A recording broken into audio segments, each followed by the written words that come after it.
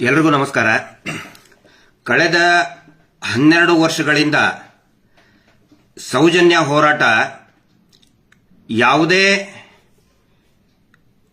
ಅಡ್ಡಿ ಆತಂಕ ಇಲ್ಲದೆ, ಕಾನೂನು ಸುವ್ಯವಸ್ಥೆಗೆ ಧಕ್ಕೆ ತರದೆ, ಶಾಂತಿಗೆ ಧಕ್ಕೆ ತರದೆ ನಿರಂತರವಾಗಿ ಮಹೇಶ್ ಶೆಟ್ಟಿ ತಿಮರೋಡಿ ಅವರು ಒಂದು ಕಾನೂನಿನ ಅಡಿಯಲ್ಲಿ ಈ ಹೋರಾಟವನ್ನು ನಡೆಸಿಕೊಂಡು ಬಂದಿದ್ದಾರೆ. ಆದರೆ ಕಳೆದ ಒಂದು ವಾರದಿಂದ ಆಗ್ತಾ ಇರುವಂತಹ ಬೆಳವಣಿಗೆ ನೋಡಿದರೆ ಇಡೀ ಹೋರಾಟಕ್ಕೆ ಹಿಂದೂ ಮುಸ್ಲಿಂ ಅನ್ನುವಂತಹ ಒಂದು ಬಣ್ಣ ಬೆಳೆದು ಇಡೀ ರಾಜ್ಯದಲ್ಲಿ ದಂಗೆಯನ್ನ ಎಬ್ಬಿಸಿ ಧರ್ಮಸ್ಥಳ ಶ್ರೀ ಕ್ಷೇತ್ರದಲ್ಲಿ, ಹಿಂದೂಗಳ ಪವಿತ್ರ ಧರ್ಮಸ್ಥಳ ಶ್ರೀ ಕ್ಷೇತ್ರದಲ್ಲಿ ನಡೆದಂತಹ ನೂರಾರು ಅತ್ಯಾಚಾರ, ಕೊಲೆಗಳು, ಅದರ ವಿರುದ್ಧ ನಡೀತಾ ಇರುವಂತಹ ಪ್ರತಿಭಟನೆಯನ್ನ ಈ ಕೋಮು ದಂಗೆಗೆ ತಿರುಗಿಸುವಂತಹ ಪ್ರಯತ್ನ ಒಂದು ದೊಡ್ಡ ಷಡ್ಯಂತ್ರ ನಡೀತಾ ಇದೆ. ನಾನು ಇವತ್ತು ಈ ಕ್ಷಣದಲ್ಲಿ ಯಾಕೆ ಮಾತಾಡ್ತಾ ಇದ್ದೀನಿ ಅಂತ ಹೇಳಿದ್ರೆ, ಒಂದೊಂದು ಗಂಟೆಗೂ ಕೂಡ ಎಷ್ಟೊಂದು ಆತಂಕ ಸೃಷ್ಟಿ ಮಾಡ್ತಾ ಇದ್ದಾರೆ ಅಂತ ಹೇಳಿದ್ರೆ ನಿನ್ನೆಯ ಒಂದು ಬೆಳವಣಿಗೆನೇ ಸಾಕ್ಷಿ. ನಿನ್ನೆ ನಡುರಾತ್ರಿ ನಾನು ಮತ್ತು ಸಮೀರ್ ನಾವು ಮಾತಾಡಬೇಕಾದ್ರೆ ಪಾಪ ಅವರ ತಾಯಿ, ವಯಸ್ಸಾದಂತಹ ತಾಯಿ ಮತ್ತು ಈಗ ತಾನೇ ಮದುವೆ ಆದಂತಹ ಸಮೀರ್ ಅವರ ಅಕ್ಕ ಅವರು ಕೂಡ ಜೊತೆಗಿದ್ರು. ನಿನ್ನೆ ಮಧ್ಯಾಹ್ನದ ಹೊತ್ತಿಗೆ ಪೊಲೀಸರು ಬಂದಾಗ ಅಳತಾ ಬೇಡ್ಕೊಂಡ್ರವರು. ಯಾರು? ಸಮೀರ್ ಅವರ ತಾಯಿ. ನೋಡಿ, ನನ್ನ ಮಗ ಯಾವುದೇ ತಪ್ಪನ್ನ ಮಾಡಿಲ್ಲ, ದಯವಿಟ್ಟು ಅವನನ್ನ ಪೊಲೀಸ್ ಠಾಣೆಗೆ ಕರ್ಕೊಂಡು ಹೋಗೋದು ಅರೆಸ್ಟ್ ಮಾಡಬೇಡಿ. ಹಂಗೇನಾದ್ರೂ ಆದ್ರೆ ನಾನು ಪೊಲೀಸ್ ಸ್ಟೇಷನ್ ಎದುರುಗಡೆನೆ ಬಂದು ಆತ್ಮಹತ್ಯೆ ಮಾಡ್ಕೊಳ್ತೀನಿ, ಅದಕ್ಕೆ ನೀವೇ ಕಾರಣ, ಸರ್ಕಾರನೇ ಕಾರಣ ಅಂತ ಹೇಳಿದ್ದಾರೆ. ಆವಾಗ ಎಲ್ಲರೂ ಕೂಡ ನಾವು ಪೊಲೀಸ್ ಇಲಾಖೆಗೆ, ಹಿರಿಯ ಅಧಿಕಾರಿಗಳಿಗೆ, ಸಂಬಂಧಪಟ್ಟಂತ ಅಧಿಕಾರಿಗಳಿಗೆ ಕನ್ವಿನ್ಸ್ ಮಾಡಿದ್ವಿ. ರಾತ್ರಿವರೆಗೆ ಆಯ್ತು, ರಾತ್ರಿ 11:30ವರೆಗೂ ಕೂಡ ಇದರಲ್ಲೇ ಇದೀವಿ ನಾವು. ಅಲ್ಲಿಂದ ಮತ್ತೆ ನಾವು ಒಂದು ಸೇಫ್ಟಿ ಇರಲಿ ಅಂತ ಹೇಳಿ ನಮ್ಮ ಲಾಯರ್ ಆಫೀಸಿಗೆ ಕರ್ಕೊಂಡು ಬಂದ್ವಿ. ಅಲ್ಲಿ ಅವರು ಕೂಡ ಕಾನೂನಿನ ಬಗ್ಗೆ ಒಂದಿಷ್ಟು ಲೀಗಲ್ ಸೊಲ್ಯೂಷನ್ಸ್ ಏನೇನಿದೆ ಅದು ಕೂಡ ಚರ್ಚೆ ಆಯಿತು. ಅದಾದ ಮೇಲೆ ಅವರ ತಾಯಿಗೆ ತಲೆ ಸುತ್ತಿ ಬಿದ್ರು. 3:30ವರೆಗೆ ಅವರು ಮನೆಗೆ ಹೋಗಿ ಕಳಿಸಿ ಎಲ್ಲರೂ ಅವ್ರವ್ರ ಮನೆಗೆ ಹೋದ್ರು. ಈಗ ಮತ್ತೆ ಬೆಳಗ್ಗೆಯಿಂದ ಒಂದು ಸುದ್ದಿ ಬರ್ತಾ ಇದೆ. ಏನಂತ ಹೇಳಿದ್ರೆ, ಒಂದು ವಾರದ ಮಟ್ಟಿಗಾದರೂ ಸಮೀರ್ ಮತ್ತು ಅವನ ಜೊತೆಗಿರುವಂತಹ ಸೌಜನ್ಯ ಹೋರಾಟಗಾರನ ಒಂದು ವಾರದ ಮಟ್ಟಿಗಾದರೂ ಕೂಡ ಅರೆಸ್ಟ್ ಮಾಡಿ ಜೈಲಿಗೆ ಹಾಕಿ ಅಂತೇಳಿ ಇದೇ ನಕಲಿ ದೇವಮಾನವ ವೀರೇಂದ್ರ ಜೈನ್ ಕೇಂದ್ರ ಸಚಿವರೊಬ್ಬರಿಂದ ಮತ್ತು ರಾಜ್ಯದ ಒಬ್ಬ ಪ್ರಭಾವಿ ಸಚಿವರಿಂದ ಪೊಲೀಸರ ಮೇಲೆ ಒತ್ತಡ ಹಾಕ್ತಾ ಇದ್ದಾರೆ ಅಂತ ಹೇಳಿ ನಮಗೆ ಮಾಹಿತಿ, ಖಚಿತವಾದಂತಹ ಮಾಹಿತಿ ಬರ್ತಾ ಇದೆ. ಇದನ್ನು ನಾನು ಯಾಕೆ ಹೇಳ್ತಾ ಇದ್ದೀನಿ ಅಂತ ಹೇಳಿದ್ರೆ, ಪ್ರತಿಯೊಂದನ್ನು ಕೂಡ ಪಬ್ಲಿಕ್ ಡೊಮೇನ್ ಅಲ್ಲಿ ಇರಲಿ, ಸಾರ್ವಜನಿಕರಿಗೆ ಗೊತ್ತಾಗ್ಲಿ ಏನು ನಡೀತಾ ಇದೆ ಅಂತ ಹೇಳಿ, ಈ ರಾಜ್ಯದಲ್ಲಿ ಈ ವ್ಯವಸ್ಥೆಯಲ್ಲಿ ಏನು ನಡೀತಾ ಇದೆ ಅಂತ ಹೇಳಿ ಗೊತ್ತಾಗ್ಲಿ. ಪದೇ ಪದೇ ಹಿಂದೂ ಮುಸ್ಲಿಂ ಅಂತ ಮಾಡ್ತಾ ಇದ್ರಿ. ಮಹೇಶ್ ಶೆಟ್ಟಿ ತಿಮರೋಡಿ ಅವರು ಇವತ್ತಿಗೂ ಕೂಡ ಅವರು ಯಾವಾಗಿಂತ ಅವರಿಗೆ ಜ್ಞಾನ ಬಂದಿದೆ ಅವತ್ತಿನಿಂದನೂ ಇವತ್ತಿನವರೆಗೆ ಭಗವದ್ಧ್ವಜವನ್ನ ಮನೆಯಲ್ಲಿಟ್ಟು ಪೂಜೆ ಮಾಡ್ತಾರೆ. ಬರೀ ಹೆಗಲ್ ಮೇಲೆ ಹಾಕೊಳ್ಳೋದಲ್ಲ, ಕೇಸರಿಯನ್ನ ಮನೆಯಲ್ಲಿಟ್ಟು ಪೂಜೆ ಮಾಡುವಂತಹ ವ್ಯಕ್ತಿ ಮಹೇಶ್ ಶೆಟ್ಟಿ ತಿಮರೋಡಿ. ಹಿಂದೂ ವಿರೋಧಿನ ಅವರು.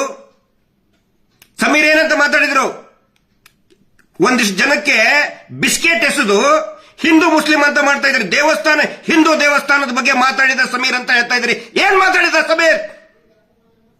ಹಿಂದೂ ದೇವಸ್ಥಾನ ಹಿಂದೂಗಳದ್ದೇ ಇರಬೇಕು ಅಂತ ಹೇಳಿದ, ಅವನು ಹಿಂದೂಗಳದ್ದು ಅಲ್ಲ ಅಂತ ಹೇಳಿಲ್ಲ. ನಾಚಿಕೆ ಆಗ್ಬೇಕು ನಿಮಗೆ. ಒಂದು ಅತ್ಯಾಚಾರ ಪ್ರಕರಣದಲ್ಲಿ ಒಂದು ಹೆಣ್ಣು ಮಕ್ಕಳಿಗೆ ಧ್ವನಿ ಎತ್ತದ ಇಂತ ಸಮೀರನ ಬಗ್ಗೆ ಹಿಂದೂ ಮುಸ್ಲಿಂ ಮಾಡ್ತಾ ಇದ್ದೀರಿ ನೀವು. ಶ್ಯಾಮ ನೀವು.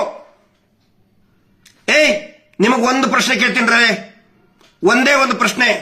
ನಿನ್ನ ಮನೆಯ ಹೆಣ್ಣು ಮಗಳಿಗೆ, ನಿನ್ನ ಮಗಳು, ನಿನ್ನ ತಂಗಿನೋ, ಹೆಂಡತಿನೋ, ತಾಯಿಗೋ ಯಾವನಾದ್ರೂ ಒಬ್ಬ ಕಿರಾತಕ ಹಿಂದೂ ಎತ್ಕೊಂಡು ಹೋಗಿ ಹಾಳು ಮಾಡಿದ್ರೆ, ಆಯ್ತು ಬಿಡಪ್ಪ, ನಾನು ಹಿಂದೂ, ಅವನು ಅತ್ಯಾಚಾರ ಮಾಡಿದವನು ಹಿಂದೂ, ಹೋಗ್ಲಿ ಬಿಡು ಅಂತೇಳಿ ಸುಮ್ಮನೆ ಬಿಡ್ತೀಯ? ನಾಲಾಯಕ್. ಒಬ್ಬ ಮುಸಲ್ಮಾನ ಹೆಣ್ಣು ಮಗಳನ್ನ ಒಬ್ಬ ಮುಸಲ್ಮಾನ್ ಕಿರಾತಕ ಎತ್ಕೊಂಡು ಹೋಗಿ ಅತ್ಯಾಚಾರ ಮಾಡಿ ಹಾಳು ಮಾಡಿದ್ರೆ, ಆಯ್ತು ಬಿಡಪ್ಪ, ಮುಸಲ್ಮಾನೇ ಮಾಡಿದ ಬಿಡು ಅಂತ ಯಾರಾದ್ರೂ ಸುಮ್ಮನೆ ಬಿಡ್ತಾರ? ಕ್ರಿಶ್ಚಿಯನ್ರಿಗೂ ಕೇಳ್ತಾ ಇದ್ದೀನಿ, ಜೈನ್ರಿಗೂ ಕೇಳ್ತಾ ಇದ್ದೀನಿ, ದಯವಿಟ್ಟು ಈ ಸುಳ್ಳು ಸುಳ್ಳು ಪೋಸ್ಟ್ ಹಾಕ್ತಾ ಇರುವಂತ, ವಿಷ ಉಗುಳ್ತಾ ಇರುವಂತ, ಹಿಂದೂ ಮುಸಲ್ಮಾನ್ ಅಂತ ವಿಷ ಉಗುಳ್ತಾ ಇರುವಂತ ಪೋಸ್ಟ್ ಗಳನ್ನ ದಯವಿಟ್ಟು ನಂಬಬೇಡಿ. ಸಮೀರನ್ ಮೇಲೆ ಸೋಮೋಟೋ ಕೇಸ್ ಹಾಕ್ತಿರಲ್ಲ ನೀವು, ಸ್ವಯಂ ಪ್ರೇರಿತ ದೂರು ದಾಖಲೆಯನ್ನು ಮಾಡಿದ್ರಲ್ಲ, 299 ಅರೆಸ್ಟ್ ಮಾಡೋದಕ್ಕೆ ಬರೋದಿಲ್ಲ. ಸುಪ್ರೀಂ ಕೋರ್ಟಿನ ಆದೇಶ ಇದೆ. ಆದರೂ ಕೂಡ ನಿನ್ನೆ ಪೊಲೀಸರು ಬಂದು ಅರೆಸ್ಟ್ ಮಾಡಕ್ ಬಂದಿದ್ರಿ. ಈ ಕೋಮು ಗಲಭೆ ಎಬ್ಬಿಸ್ತಾ ಇರುವಂತ ಫೇಕ್ ಅಕೌಂಟ್ ನಲ್ಲಿ ಎಷ್ಟೋ ಜನ ಫೇಕ್ ಅಕೌಂಟ್ ನಲ್ಲಿ ಹಿಂದೂ ಮುಸಲ್ಮಾನ್ ಮಾಡ್ತಾ ಇದಾರಲ್ಲ, ಅವ್ರ ಮೇಲೆ ಯಾಕೆ ಸೋಮೋಟೋ ಕೇಸ್ ಇವತ್ತಿನವರೆಗೂ ರಿಜಿಸ್ಟರ್ ಆಗಲಿಲ್ಲ ಅನ್ನೋ ಪ್ರಶ್ನೆಯನ್ನ ನಾನು ಕೇಳ್ತಾ ಇದ್ದೀನಿ. ಅಂದ್ರೆ ಈ ವೀರೇಂದ್ರ ಜೈನ್ ನಕಲಿ ದೇವಮಾನವ ಸಿಕ್ಕಾಪಟ್ಟೆ ದುಡ್ಡಿದೆ, ದೇವಸ್ಥಾನವನ್ನ ಕಂಟ್ರೋಲ್ ಮಾಡ್ತಾನೆ. ಅವನ ಹತ್ರ ರಾಷ್ಟ್ರಪತಿಗಳು ಬರ್ತಾರೆ, ಪ್ರಧಾನ ಮಂತ್ರಿಗಳು ಬರ್ತಾರೆ, ಮುಖ್ಯಮಂತ್ರಿಗಳು ಬರ್ತಾರೆ, ಹೋಮ್ ಮಿನಿಸ್ಟರ್ ಬಂದು ಕಾಲ್ ಬೀಳ್ತಾರೆ, ಜಡ್ಜಸ್ಗಳು ಹೈಕೋರ್ಟ್ ಸುಪ್ರೀಂ ಕೋರ್ಟ್ ಜಡ್ಜಸ್ಗಳು ಬಂದು ಅವ್ನು ಕಾಲ್ ಬೀಳ್ತಾರೆ ಅಂತ ಹೇಳಿದ್ರೆ ಅವನು ಏನ್ ಮಾಡಿದ್ದ ಅದೇ ನಿಜನ? ಅವನೇನ್ ಕಾನೂನಿಗಿಂತ ದೊಡ್ಡವನ? ಅವನು ನಕಲಿ ದೇವಮಾನವ ವೀರೇಂದ್ರ ಜೈನ್. ಅವನ ತಮ್ಮ 100 ಕೊಲೆಗಳನ್ನ ಮಾಡಿದ, 100 ಹೆಣ್ಣು ಮಕ್ಕಳನ್ನ ಕೊಂದು ಕೊಲೆ ಮಾಡಿ ನೇತ್ರಾವತಿ ನದಿಯಲ್ಲಿ ಕಾಡಿನಲ್ಲಿ ಬಿಸಾಕಿದ್ದಾನೆ. ಅದರ ಸಾಕ್ಷಿ ನನ್ನ ಹತ್ರ ಇದೆ. ಸುಳ್ಳು ಮಾತಾಡ್ತಾ ಇದ್ರೆ ನನಗೆ ಅರೆಸ್ಟ್ ಮಾಡ್ಕೊಂಡು ಹೋಗ್ಲಿ. ನಾನು ತಪ್ಪು ಮಾತಾಡ್ತಾ ಇದ್ರೆ, ನಾನು ದಾಖಲೆ ಸಾಕ್ಷಿಗಳನ್ನ ಕೊಡದೆ ಹೋದ್ರೆ ಫಸ್ಟ್ ನನ್ನನ್ನು ಅರೆಸ್ಟ್ ಮಾಡಿ ಅಂತ ಸರ್ಕಾರ ಕೇಳ್ತಾ ಇದ್ದೀನಿ. ನಾನು ಬೊಗಳೆ ಬಿಡ್ತಾ ಇಲ್ಲ.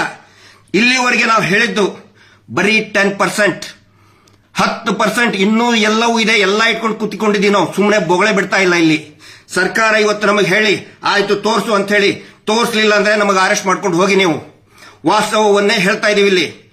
ಅದಕ್ಕೆ ಎಲ್ರಿಗೂ ನಾನು ವಿನಂತಿ ಮಾಡ್ಕೊಳ್ತಾ ಇದ್ದೀನಿ. ಸುಮಾರು ಜನ ಕಾಲ್ ಮಾಡ್ತಾ ಇದ್ದಾರೆ, ವಿಶೇಷವಾಗಿ ಯೂಟ್ಯೂಬರ್ಸ್ಗಳು ತುಂಬಾ ಒಂದು ಕಾಳಜಿಯಿಂದ ಒಂದು ಕಾಲ್ ಮಾಡ್ತಾ ಇದ್ದಾರೆ, ಸಿಗ್ತೀವಿ ಭೇಟಿ ಆಗಬೇಕು ಅಂತ ಹೇಳ್ತಾ ಇದ್ದಾರೆ. ಎಲ್ಲರಿಗೂ ನನಗೆ ಮಾತಾಡಕ್ ಆಗ್ತಾ ಇಲ್ಲ. ಇನ್ನು ಸ್ವಲ್ಪ ಹೊತ್ತಿನಲ್ಲೇ ಸಮೀರ್ಗೆ ಬಳ್ಳಾರಿ ಕರ್ಕೊಂಡು ಹೋಗ್ಬೇಕು. ಇಲ್ಲಿ ನಮಗೆ ಮತ್ತೆ ಪೊಲೀಸರಿಗೆ ಯಾವುದೇ ಸಂಘರ್ಷ ಇಲ್ಲ. ಇವ್ರು ಏನ್ ಮಾಡ್ತಾ ಇದ್ದಾರೆ, ನಾವು ಪೊಲೀಸರ ಅಗೇನ್ಸ್ಟ್ ಮಾತಾಡಬೇಕು, ನಾವು ಆಂಟಿ ಪೊಲೀಸ್ ಅಂತ ತೋರಿಸಬೇಕು, ಆನಂತರ ನಾವು ಮೀಡಿಯಾ ವಿರುದ್ಧ ಮಾತಾಡಬೇಕು, ನಾವು ಮತ್ತೆ ಮೀಡಿಯಾ ಅಗೇನ್ಸ್ಟ್ ಅಂತ ತೋರಿಸಬೇಕು ಅನ್ನುವಂತಹ ಒಂದು ವಾತಾವರಣ ಸೃಷ್ಟಿ ಮಾಡ್ತಾ ಇದ್ದಾರೆ. ನಮಗೆ ಪೊಲೀಸರಿಗೆ ಯಾವುದೇ ಸಂಘರ್ಷ ಇಲ್ಲ. ನಮ್ಮ ಹೋರಾಟ ಪೊಲೀಸರ ವಿರುದ್ಧ ಇಲ್ಲ, ಅಥವಾ ಯಾವುದೇ ರಾಜಕೀಯ ಪಕ್ಷದ ಸಿದ್ಧಾಂತದ ವಿರುದ್ಧನೂ ಕೂಡ ಖಂಡಿತ ಇಲ್ಲ, ಮಾಧ್ಯಮಗಳ ವಿರುದ್ಧನೂ ಕೂಡ ಇಲ್ಲ. ಆದರೆ ಅನೇಕ ಜನ ಯೂಟ್ಯೂಬರ್ಸ್ಗಳು ಇವತ್ತು ಈ ಹೋರಾಟದ ಶಕ್ತಿಯಾಗಿ ಮುಂದೆ ನಿಂತ್ಕೊಂಡಿದ್ದಾರೆ. ಅವರೆಲ್ಲರಿಗೂ ನಾನು ಹೇಳ್ತಾ ಇದ್ದೀನಿ, ದಯವಿಟ್ಟು ಇನ್ನೂ ಹೆಚ್ಚಾಗಿ ಮಾತಾಡಿ ಮತ್ತು ಪ್ರತಿಯೊಬ್ಬ ಜನಸಾಮಾನ್ಯನು ಕೂಡ ಮಾತಾಡಿ. ಇದು ಬರೀ ನಮ್ಮ ಪ್ರತಿಷ್ಠೆ ಅಲ್ಲ, ನಾವೇ ಮಾತಾಡಬೇಕಂತಿಲ್ಲ, ನಾವೇ ಮಾತಾಡ್ತಾ ಇದೀವಿ. ದಯವಿಟ್ಟು ಇನ್ನು ಮೇಲೆ ಪ್ರತಿಯೊಬ್ಬ ಜನಸಾಮಾನ್ಯನು ಕೂಡ ಪ್ರಶ್ನೆ ಕೇಳಿ, ಈ ವ್ಯವಸ್ಥೆಗೆ ಕೇಳಿ. ಸಮೀರ್ ಮೇಲೆ ಸೆಕ್ಷನ್ 299 BNS ಅರೆಸ್ಟ್ ಮಾಡೋ ಹಂಗೆ ಇಲ್ಲ, ಆದ್ರೂ ಕೂಡ ಬಂದ್ ಹೋಗಿ ಅಂತ ಇದ್ದಾರೆ. ನಾವು ಹೋಗ್ತೇವೆ. ಪೊಲೀಸರಿಗೆ ನಾನು ಮಾತು ಕೊಟ್ಟಿದ್ದೀನಿ, ಸಮೀರನ್ನು ನಾನು ಕರ್ಕೊಂಡು ಬಂದೇ ಬರ್ತೀನಿ. ಮತ್ತೆ ಪೊಲೀಸರು ಕೂಡ ತುಂಬಾ ಚೆನ್ನಾಗಿ ಸ್ಪಂದನೆ ಮಾಡಿದ್ದಾರೆ. ಅಲ್ಲಿ ಇರುವಂತಹ ಠಾಣಾಧಿಕಾರಿ ಇರ್ಬೋದು, ಬಳ್ಳಾರಿ ಅವರು ಇರ್ಬೋದು, ಹಿರಿಯ ಅಧಿಕಾರಿಗಳಿರ್ಬೋದು, ಮತ್ತು ಕರ್ಕೊಂಡು ಬಂದಂತ ನಿನ್ನೆ ನಮ್ಮ ಜೊತೆಗಿದ್ದಂತ ಎಲ್ಲಾ ಸ್ಟಾಫ್ಗಳು ಕೂಡ, ಬಳ್ಳಾರಿ ಪೊಲೀಸರು ಇರ್ಬೋದು, ಜಿಗಣಿ ಇರ್ಬೋದು, ಎಲ್ಲರೂ ಕೂಡ ಚೆನ್ನಾಗಿ ವರ್ತನೆ ಮಾಡಿದ್ದಾರೆ. ಆದ್ರೆ ನೋಡಿ, ಈ ಶೀನಪ್ಪ ಅನ್ನುವಂತ ವ್ಯಕ್ತಿ ಎಲ್ಲಾ ಯೂಟ್ಯೂಬರ್ಸ್ಗಳಿಗೂ ಕೂಡ ನೋಟಿಸ್ ಕೊಟ್ಟು ಬ್ಲಾಕ್ ಮಾಡಿಸಿದ. ಅದೇ ಶೀನಪ್ಪನ ವಿರುದ್ಧ 10 ವರ್ಷದವರೆಗೆ ಶಿಕ್ಷೆ ಆಗುವಂತಹ ಸುಗ್ರೀವಾಜ್ಞೆ ಇದ್ರೂ ಕೂಡ ಯಾಕೆ ಅರೆಸ್ಟ್ ಮಾಡ್ತಾ ಇಲ್ಲ? ಯಾಕೆ ಅವನು ಕರ್ಸ್ಕೊಳ್ಳಿಲ್ಲ ಪೊಲೀಸ್ ಸ್ಟೇಷನ್ಗೆ? ಇವ್ರು ಮಾಡ್ತಾ ಇರೋ ಮೀಟರ್ ಬಡ್ಡಿ ದಂಧೆಯಿಂದ ಊರೂರಲ್ಲಿ ಹೆಣಗಳು ಬೀಳ್ತಾ ಇದೆ. ಇದೇ ಧರ್ಮೋದ್ಯಮಿ ವೀರೇಂದ್ರ ಜೈನ್ ಮಾಡ್ತಾ ಇರುವಂತಹ ಒಂದು ಡ್ರಾಮಾ ಕಂಪನಿ, ಗ್ರಾಮ ಅಭಿವೃದ್ಧಿ ಯೋಜನೆ, ಅದರಿಂದ ಊರೂರಲ್ಲಿ ಜಗಳ ಆಗ್ತಾ ಇದೆ ರೀ. ಆತ್ಮಹತ್ಯೆ ಆಗಿದೆ. ಇಲ್ಲೇ ಚಿಕ್ಕಬಳ್ಳಾಪುರದಲ್ಲಿ ಒಬ್ಬ 2 ವರ್ಷದ ನವ ವಿವಾಹಿತೆ ಅರ್ಪಿತಾ ಅನ್ನೋಂಥವ್ರು ಊರಲ್ಲಿ ಹಾಕೊಂಡಿದ್ದಾರೆ. ಫೋಟೋ ಕೂಡ ಕಳಿಸಿದೀವಿ ನಾವು. ಯಾಕೆ ಅರೆಸ್ಟ್ ಮಾಡ್ತಾ ಇಲ್ಲ? ಅವನ್ನ ಯಾಕೆ ತನಿಖೆ ಆಗ್ತಾ ಇಲ್ಲ? ಕಾನೂನ್ಗಿಂತ ದೊಡ್ಡವನ? ಸಂವಿಧಾನಕ್ಕಿಂತ ದೊಡ್ಡವರಾದ್ರೆ ಎಲ್ಲಾದ್ರು? ಇದನ್ನ ನಾನು ಕೇಳ್ತಾ ಇದ್ದೀನಿ. ಪಾಪ ಸಮೀರ್ ಒಂದು ನ್ಯಾಯದ ಆಗ್ರಹ ಮಾಡಿದ್ದಕ್ಕೆ ಅವನ ಮೇಲೆ ಸೋಮೋಟೋ ಅಂದ್ರೆ ಸ್ವಯಂ ಪ್ರೇರಿತ ದೂರು ದಾಖಲು ಮಾಡಿದ್ರಿ. ಸುಗ್ರೀವಾಜ್ಞೆಯಲ್ಲಿ 11-12 ಜನ ಹೆಣ್ಮಕ್ಳು ಕಂಪ್ಲೇಂಟ್ ಕೊಟ್ಟರು ಆ ಚೀನಪ್ಪನ ಮೇಲೆ, ಅನಿಲ್ ಕುಮಾರ್ ಮೇಲೆ, ಮೀಟರ್ ಬಡ್ಡಿ ದಂಧೆ ಮಾಡ್ತಿರುವಂತ ಅನಿಲ್ ಕುಮಾರ್ ಮೇಲೆ ಯಾಕೆ ಅರೆಸ್ಟ್ ಮಾಡಿಲ್ಲ? ಆ ಪ್ರಶ್ನೆ ನಾವು ಕೇಳ್ತಾ ಇದ್ದೀವಿ. ದಯವಿಟ್ಟು ಎಲ್ರಿಗೂ ಒಂದು ವಿನಂತಿ ಮಾಡ್ತಾ ಇದ್ದೀನಿ. ಇವತ್ತು ಸಾಯಂಕಾಲದವರೆಗೆ ಏನಾಗುತ್ತೋ ಅನ್ನೋದು ಗೊತ್ತಿಲ್ಲ. ಈಗ 1 ಗಂಟೆಯಲ್ಲಿ ಸಮೀರ್ ಅವ್ರನ್ನ ನಾನು ಕರ್ಕೊಂಡು ಹೋಗ್ತಾ ಇದ್ದೀನಿ. ಏನೇನ್ ಪ್ರಿಕಾಷನ್ ತಗೋಬೇಕು ಅದೆಲ್ಲಾ ಪ್ರಿಕಾಷನ್ಗಳನ್ನ, ಕಾನೂನಿನ ಪ್ರಿಕಾಷನ್ಗಳನ್ನ ನಾವು ತಗೊಳ್ತೀವಿ.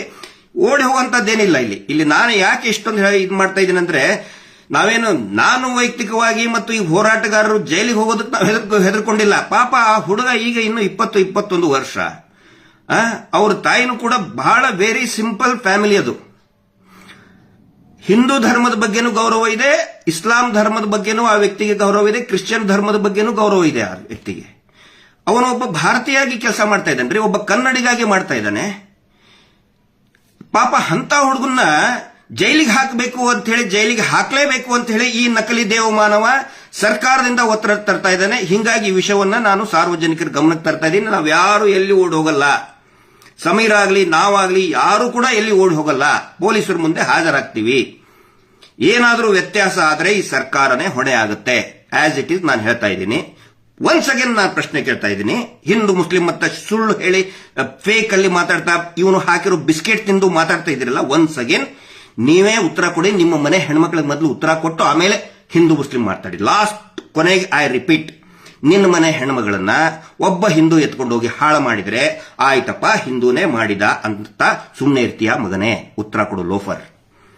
Justice for Soujanya.